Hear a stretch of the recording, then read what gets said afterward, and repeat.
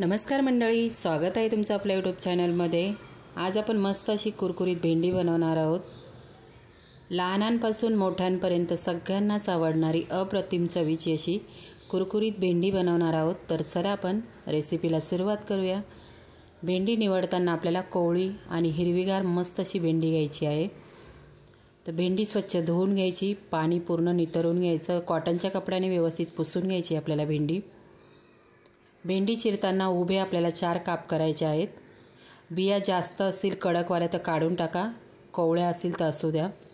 तर भेंडीचे मी 4 काप करून घेतलेले आहे।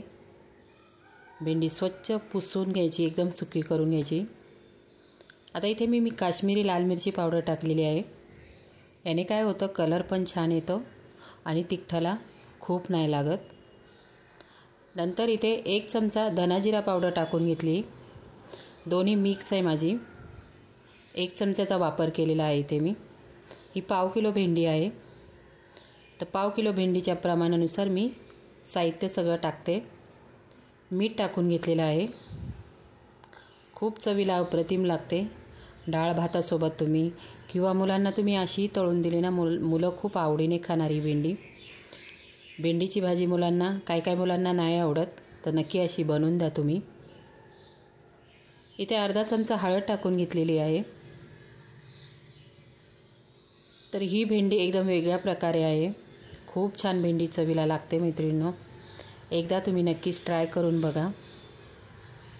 त्यानंतर आपल्याला इथे चण्याचा पिठाचा वापर करायचा आहे।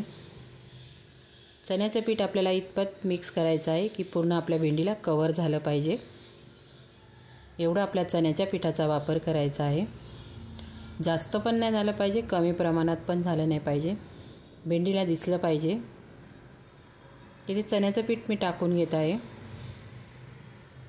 आता आपल्याला ही भेंडी कुरकुरीत होण्यासाठी आपल्याला इथे लिंबाचा वापर करायचा आहे। इथे जवळजवळ मी 1 लिंबू घेतलेला आहे। मस्त असा रसदार लिंबू होता, पूर्ण 1 टाकला आहे। लिंबाने काय होतं, आपल्या भेंडीची टेस्ट पण वाढते आणि भेंडी कुरकुरीत होते लिंबाने, आणि चवीला पण छान लागते। एकदम मस्त अशी आंबट वगैरे छान लागते खाताना। 1 लिंबू मी इथे पिळून घेतलेला आहे। आता ही भेंडी आपल्याला व्यवस्थित अशी मिक्स करून घ्यायची आहे। पूर्ण भेंडीला आपल्या पीठ मसाले सगळे आपण जे मसाले टाकलेत ते व्यवस्थित असे भेंडीला लागले गेले पाहिजे। माझी ही भेंडीची रेसिपी तुम्हाला आवडली असेल तर नक्कीच व्हिडिओला लाईक करा, शेअर पण करा, आणि कोण आपल्या नवीन मैत्रिणी असतील चॅनलवर प्लीज आपल्या चॅनलला मैत्रिणी सबस्क्राईब पण करा।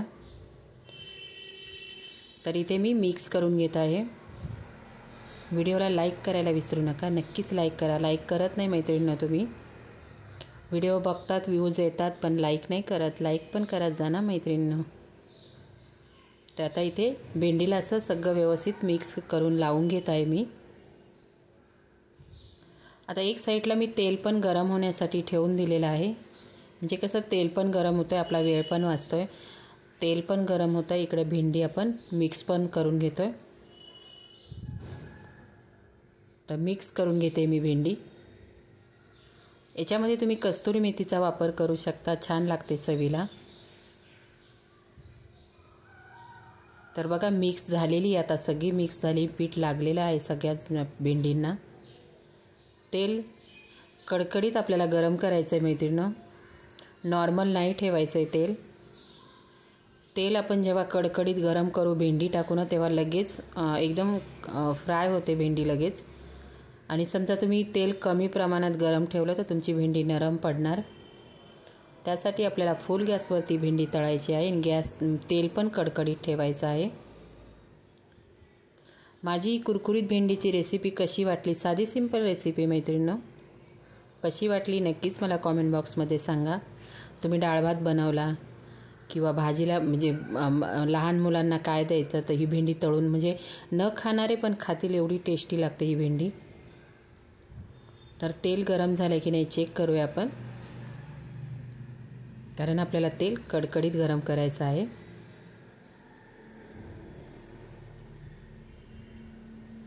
तर इथे आता आपलं तेल कडकडीत असं गरम झालेलं आहे. कलर पण खूप छान झालेला मैत्रिणींनो, चवीला पण छान झालेली आणि सगळ्यांनाच आवडलेली. तुम्ही पण करून बघा. आपण नेहमीच भाजी बनवतो भेंडीची लाल मसाल्यामध्ये किंवा हिरव्या मिरचीमध्ये. तर आता तेल कडकडीत मस्त असं गरम झालेलं आहे. आता भेंडी मी टाकून घेते. गॅस कमी करायचा नाही भेंडी तळताना, गॅस फुलच ठेवायचा आहे, कारण ती पूर्ण हिरवी राहते. जर तुम्ही गॅस कमी ठेवला तर नरम पडणार, कुरकुरीत भेंडी होणार नाही. फुल गॅस ठेवा. फुल गॅसवरच आपल्याला ही भेंडी तळून घ्यायची आहे. आणि तुम्ही पण करून बघा. तुमची कुरकुरीत भेंडी कशी झाली आहे नक्कीच मला कॉमेंट बॉक्समध्ये सांगा. ही तुम्ही चपातीसोबत मुलांना टिफिनमध्येही देऊ शकता. आणि तुम्ही माझे व्हिडिओ कोणत्या शहरातून गावातून बघतात मैत्रिणींनो, प्लीज एक कॉमेंट करा. म्हणजे आपली YT फॅमिली किती मोठी झाली आणि कुठपर्यंत पोचली हे मला कळेल. तुम्ही लाईक करत नाही, कमेंट्स करत नाही, त्याच्यामुळे मला कळत नाही की माझ्या YT फॅमिलीचं म्हणणं काय, काही कळत नाही. तुम्हाला माझ्याकडून कोणत्या रेसिपीज बघायला आवडतील ते पण मला कॉमेंट बॉक्समध्ये सांगा. एका ताईने छान अशी कमेंट्स केलेली की ताई तुम्ही चपात्यांचा व्हिडिओ टाकलेला, खूप छान अशा चपात्या झालेल्या तुमच्या, तर मला एकदा पातळ भाकरीचा व्हिडिओ बनवून दाखवा. तर मी त्यांना म्हणजे छान वाटलं, त्यांनी कमेंट्स केली की असं असं करून दाखवा म्हणून. तर मी त्यांच्यासाठी खास भाकरींचा व्हिडिओ बनवला होता. त्यांना खूप छान वाटलं. आणि एका मैत्रिणींनी ढोकळ्याचा व्हिडिओ बघितलेला आपला, तिला ढोकळा एवढा आवडलेला, त्याच्या एवढ्या छान छान तिने कमेंट्स केल्या त्या ताईने. आणि तिने काय केलं, स्वतः ढोकळा बनवला एकदा आणि मला कमेंट्स केली की ताई तुमच्या पद्धतीने मी ढोकळा बनवला. एवढा अप्रतिम ढोकळा झाला, सगळ्यांनाच खूप आवडला.